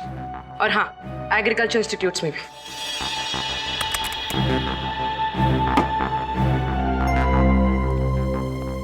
सर, हमें जिन लोगों के कंकाल मिले हैं उनके गायब होने की रिपोर्ट अभी तक नहीं मिली है, और इनमें से कुछ लोग विदेशी भी हैं। पता नहीं उनके घर वालों ने उनके गायब होने की रिपोर्ट कहां पे लिखवाई है। हो सकता है ना फ्रेडी कि उनके घर वालों को पता ही नहीं था कि जब ये हादसा हुआ तब ये लोग इंडिया में ही थे। लेकिन एक खज्जर फार्म से ही पता चलेगा कि ये सारा चक्कर क्या है। सर, एक बात बड़ी अजीब है, खज्जर फार्म के आसपास दूर दूर तक कोई भी जंगली जानवर नहीं है, तो लोगों को मार कौन सकता है उनके मांस के लिए? सर, कहीं कोई आत्मा नरबक्षी तो नहीं है? वो चाहे कोई भी हो, फिर चाहे फ्रेडी, वो तुम्हारी आत्मा ही क्यों ना हो, अब नहीं बचेगा ये हमारे हाथों से। ये रही झील।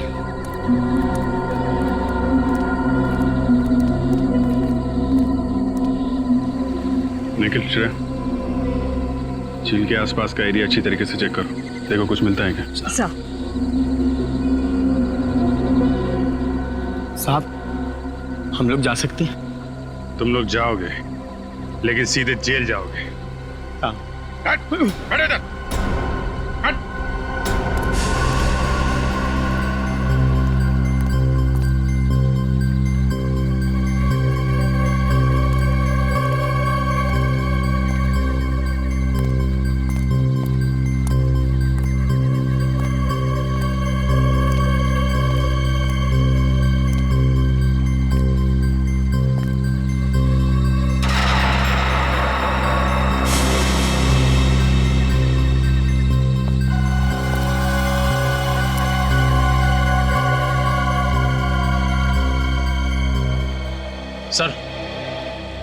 सर ये टॉल मिला है सर, इस पे खून लगा हुआ है। जरूर ये किसी घायल लड़के का ही होगा। काफी गहरी चोट लगी है उसे। इतनी जख्मी हालत में रात कहीं ना कहीं टेंट में गुजारी होगी। वो क्या बता रही थी आप, वो टेंट वाली जगह कितनी दूर है यहाँ से? बस यही पास में है। चलिए दिखाइए जरा। चल चल। यही वो जगह है। सर ये टेंट तो मेरे दोस्तों की है सर। ये एक मिनट, ये रुकिए आप लोग।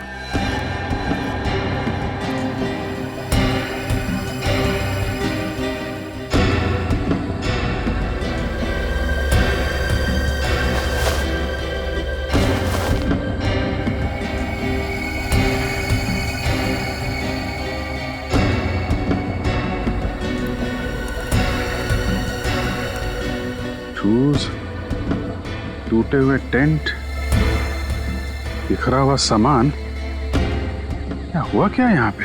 सर उन्हें कुछ हो तो नहीं गया होगा सर? सर हो सकता है ये किसी जंगली जानवर ने हमला किया हो। पर सर इस इलाके में तो कोई जंगली जानवर है ही नहीं।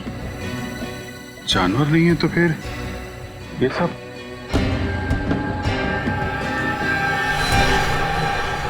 ये क्या?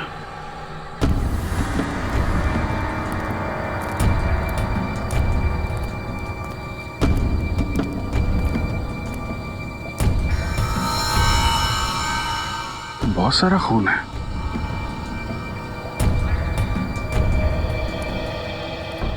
अगर इसमें तुम लोगों का जरा भी हाथ हुआ ना तो तुम लोगों का वो अंजाम होगा कि तुम लोग सोच भी नहीं सकते। श्रेया, सबको जेल में डाल दो, ले जाओ। चलो चल।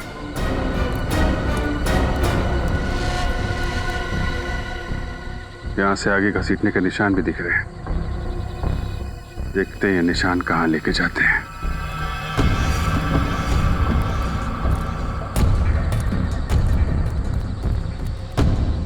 ये क्या चक्कर है?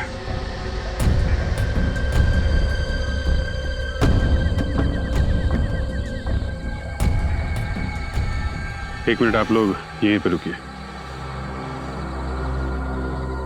सर मिट्टी काफी ढीली लग रही है, ऐसा लग रहा है हाल फिलहाल में खुदाई हुई है। मामला गड़बड़ लग रहा है।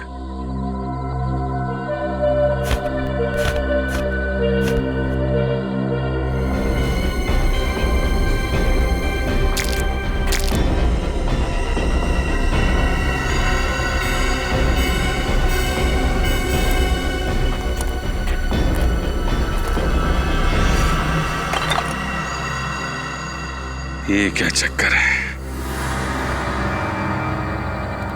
एक दो तीन चार। ये जसवीर तो कह रहा था कि उसके 3 दोस्त गायब हैं। चौथा कहां से आ गया? हाँ सर, हमें 3 की तलाश थी और यहाँ चौथा भी आ गया। जसवीर, तुम्हारे तीनों दोस्तों के साथ में कोई और आदमी भी था क्या? नहीं सर। सर ये कंकाल क्या मेरे दोस्तों के हैं सर? बहुत जल्द पता चल जाएगा।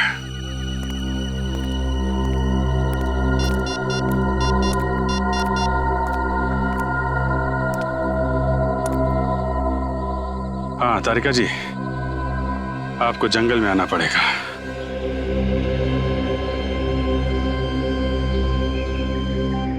अभिजीत, इन सभी की मौत को ज्यादा दिन नहीं हुए, लेकिन ये वाला कंकाल बाकी 3 कंकालों से कुछ अलग कहानी बता रहा है। ये बात तो है डॉक्टर तारिका, ये कंकाल इन तीनों कंकाल से अलग तो है। इन सब की जो खोपड़ियों का साइज है वो लगभग आम इंसान जैसा है, लेकिन इसकी खोपड़ी का साइज इतना बड़ा। ये आम इंसान की तरह नहीं लग रहा है। डॉक्टर तारिका, इनकी मौत कैसे हुई होगी? श्रेया,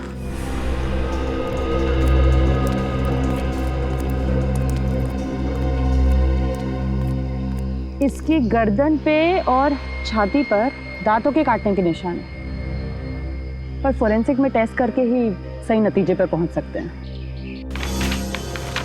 खजर फर्म से मिली फाउंडेशन के अनुसार ही मैंने ये ब्लूप्रिंट तैयार किया। काफी बड़ी जगह है ना?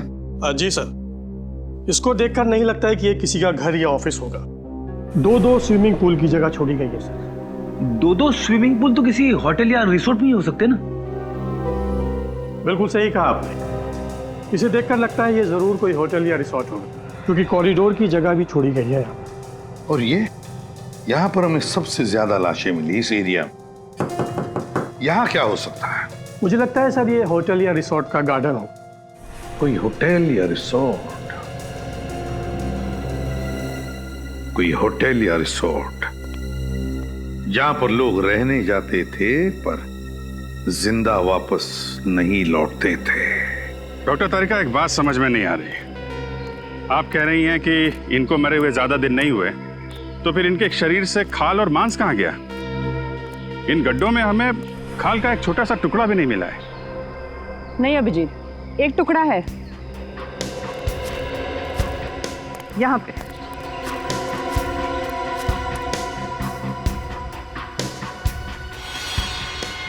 ये देखो, मांस का टुकड़ा है। जी हाँ सर, मैं पहचानता हूँ इन्हें। ये दलजीत है और ये मयंक, दोनों नेशनल लेवल के रनर्स थे। दोनों नेशनल लेवल के रनर्स? पर हुआ क्या, गायब कैसे हो गए ये? सर 10 साल पहले अप्रैल 2003 में मुंबई में एक इंटरसिटी टूर्नामेंट हुआ था। ये दोनों उसी में भाग लेने आए थे।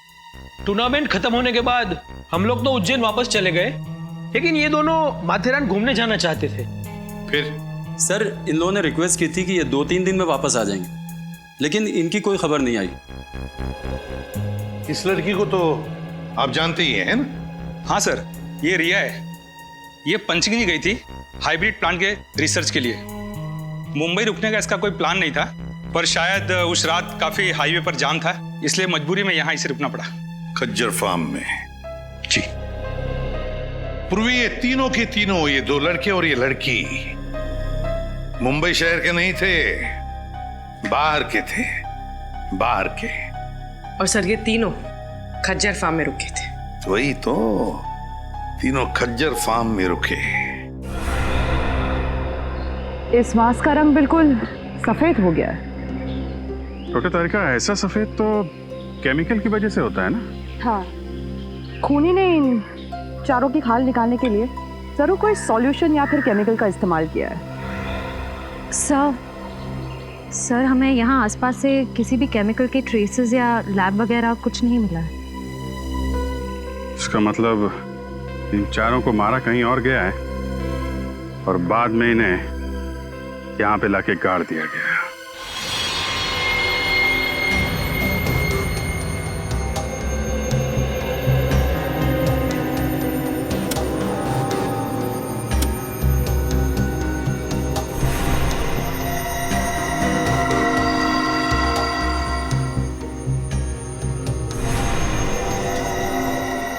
अब तक तो आप लोग इंसानों की लाश, इंसानों के कंकाल लाया करते थे, लेकिन इस बार आपने सारी हदें पार कर दी।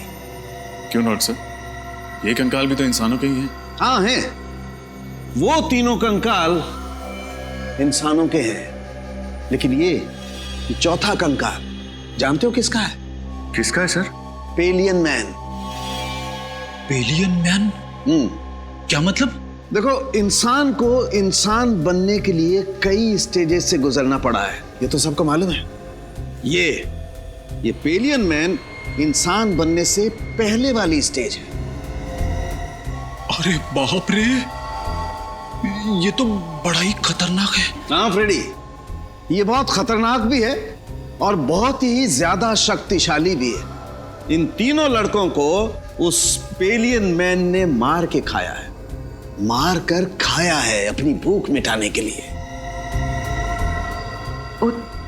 तो ये जीव नरभक्षी होते हैं, मैन ईटर्स। हाँ पूर्वी, तभी तो इनके दांत हमारी तरह नहीं होते, बिल्कुल बड़े और नुकीले होते हैं। दिखाती हूँ।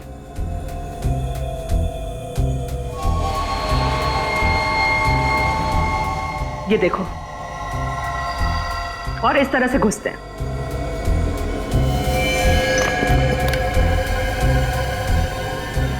सर हमें तो लगा था ये किसी जंगली जानवर का काम है, ऐसा भी कोई जीव हो सकता है ये तो हमने सोचा ही नहीं था। लेकिन विनीत, अगर इन 3 लड़कों को इस जीव ने मारा है तो फिर इस जीव को किसने मारा? क्योंकि इसकी खाल भी बिल्कुल उसी तरह निकाली गई जिस तरह इन 3 लड़कों की निकाली गई थी। मुझे लगता है इस पेलियन मैन को कोई और कंट्रोल करता है। आप शायद सही कह रहे हैं सोलंकी साहब, क्योंकि अगर इसे कोई और कंट्रोल नहीं कर रहा होता तो ये अब तक शहर में घुसकर तबाही मचा चुका होता। कोई तो है जो इसे इसकी खुराक देता है। उस एरिया के सारे रिसोर्ट्स में जाके चेक करना होगा। इस इलाके में ये वो दो रिसोर्ट हैं जिनके नक्शे ठीक उस रिसोर्ट की तरह है जो 2003 में नष्ट किए गए थे। अब सर, उन तीनों लड़कों का और उस आदि मानव का कंकाल भी तो हमें आसपास के एरिया में से मिला था ना। फिर रिसोर्ट में जाने से खतरा हुआ तो? बड़ी खतरा है इसीलिए तो जाना है। ये देखो, दोनों रिसोर्ट्स में खुफिया रास्ते हैं। एक रास्ता ये तहखाने की तरफ जाता है और ये दूसरा रास्ता रिसोर्ट से बाहर निकलता है। ये जो कोई भी जीव है जिसने इतना आतंक मचा रखा है उसे इस रिसोर्ट के किसी खुफिया कोने में पाल पोस के बड़ा किया गया होगा। हाँ सर, कोई तो है जो अपने फायदे के लिए इस जीव का गलत इस्तेमाल कर रहा है और खून की नदियां बहा रहा है। एग्जैक्टली। वो जो कोई भी है, आज की रात उसकी जिंदगी की आखिरी रात होगी।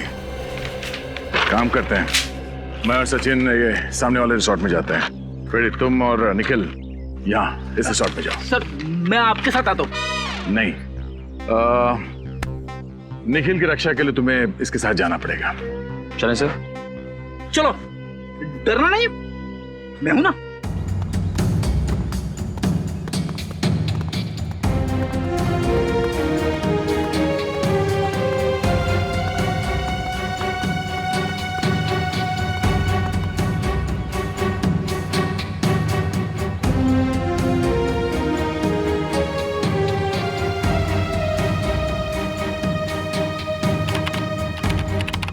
कमाल है, हमें तो लगा था उन 3 लड़कों के हादसों के बाद हमारा बिजनेस कुछ दिनों के लिए ठप हो जाएगा।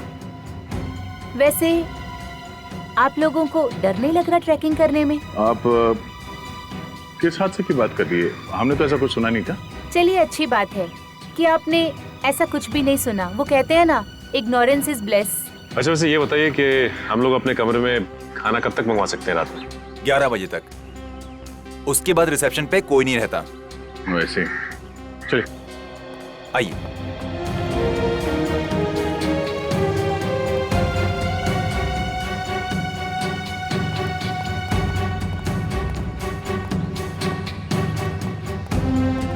सर, मुझे इनके तौर तरीके यहाँ कुछ ठीक नहीं लग रहे। तू फिक्र मत कर निखिल, दया सर ने भेजा है मुझे तेरी रक्षा करने के लिए। मैं तेरी मूंछ का एक बाल भी बाका नहीं होने दूंगा। लेकिन सर, मेरी तो मूंछ ही नहीं है। तू उगानी चाहिए थी ना। अब ये भी मुझे समझाना पड़ेगा तुझे। अरे 11:30, चलो।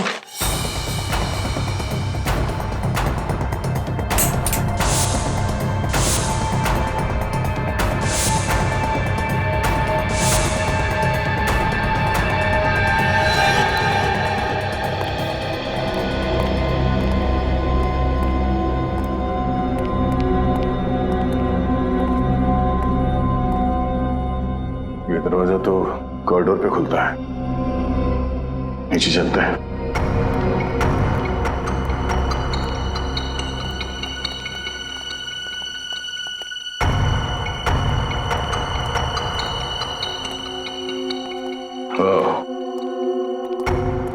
लगता है ये खुफिया रास्ता है।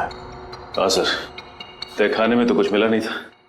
हो सकता है यही दरवाजा हमें मुजरिम तक पहुंचा दे।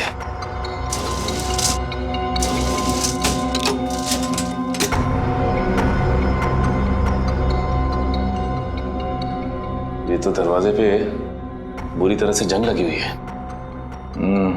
ऐसा लगता है दरवाजा काफी साल से खुला ही नहीं है, किसी ने हाथ तक नहीं लगाया इसे। ये दरवाजा। आप लोग यहाँ क्या कर रहे हैं? हाँ, वो पानी चाहिए था तो ढूंढते ढूंढते यहाँ आ गए। यहाँ पे? यहाँ पे नहीं, हम लोग रिसेप्शन की तरफ जा रहे थे, लेकिन रास्ता भूल गए। वैसे ये रास्ता कहाँ जाता है? कहीं नहीं, ये दरवाजा हमेशा बंद रहता है। इस रिसोर्ट में और भी कई दरवाजे हैं जो हमेशा बंद रहते हैं। ये रिसोर्ट तो भूल भुलैया है। आप लोग अपने कमरे में चलिए, मैं पानी लेके आता हूँ। सर, अगर इस रिसोर्ट में कुछ नहीं है तो फिर जरूर अगले रिसोर्ट में कुछ होगा। फ्रेडी को फोन करके देखते हैं।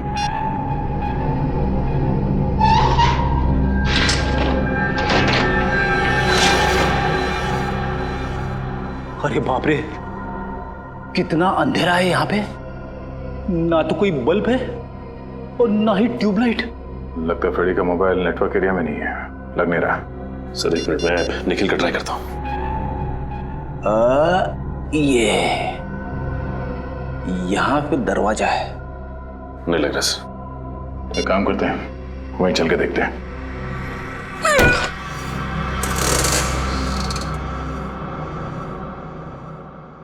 अरे एक और खुफिया दरवाजा। हाँ सर।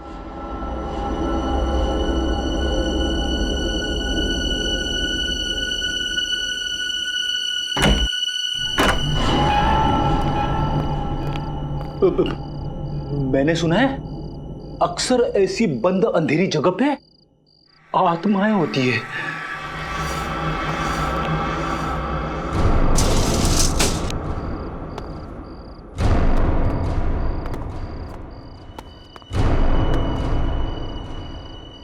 इतना सारा खून, खूनी आत्मा। सर खूनी आत्मा नहीं, नरभक्षी जीव।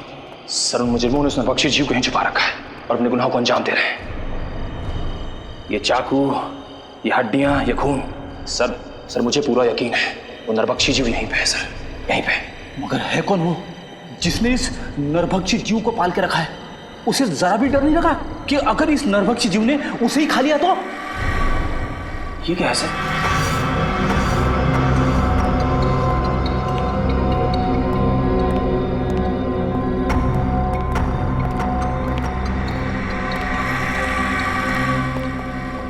दो पलंग? हाँ, दोनों पलंग पे चेन है उस नरभक्षी जीव को बांधने के लिए। एक जीव दो पलंग, अब ये नया क्या चक्कर है? ये कैसी आवाज है? किसी जानवर की आवाज लग रही है सर। दो पलंग, कहीं ऐसा तो नहीं यहाँ पे दो नरभक्षी जीव है? निखिल, यहाँ से खिसक लेते हैं, आगे का इन्वेस्टिगेशन दया सर के साथ ही करेंगे। सर कुछ नहीं होगा आपको, मैं हूं ना। कौन है?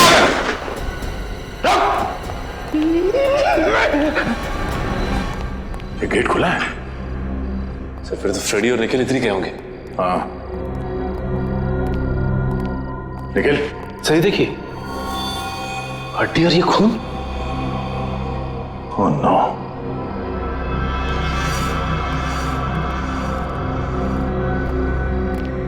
ये क्या? इसका मतलब है दो नरभक्षी जीव। लेकिन सर एक की तो मौत हो गई थी। सचिन, निखिल और फ्रेडी की जान को भी खतरा है, जल्दी।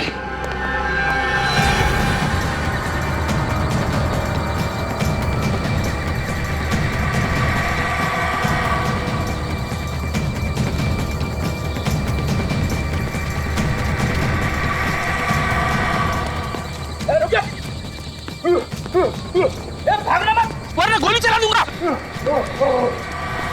रुक।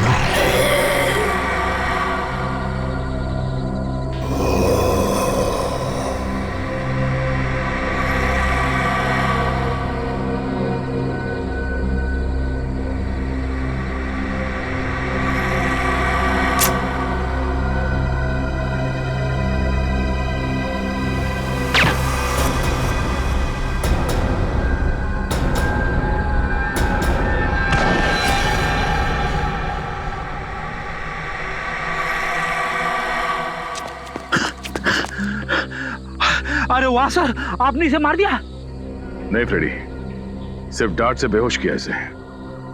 अच्छा हुआ सर आप लोग आ गए, वरना आज मेरी वाइफ का सुहाग उजड़ने वाला था। हट जाओ तुम लोग, हट जाओ वहां से। लगता है इस जीव का मालिक मैदान में निकल ही आया। इसी वक्त का तो इंतजार था हमें। हट जाओ वहां से, हट जाओ वरना गोली चला दूंगी। अरे सर, ये तो दीपिका है। हट जाओ। गन नीचे करो। निकल जाओ यहाँ से। गन हटाओ। कान नीचे रखो। मैं कहती हूँ हट जाओ वरना गोली चला दूंगी। दीपिका कान नीचे करो। मैंने कहा हट जाओ यहाँ से। सचिन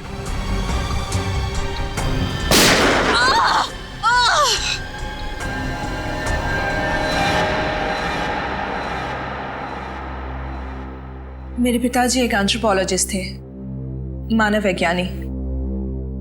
बहुत साल पहले वो मंटोनियो नाम के एक छोटे से टापू में गए थे, जहां से वो 2 ऐसे जीव लेके आए जो ना तो इंसान थे और ना ही जानवर।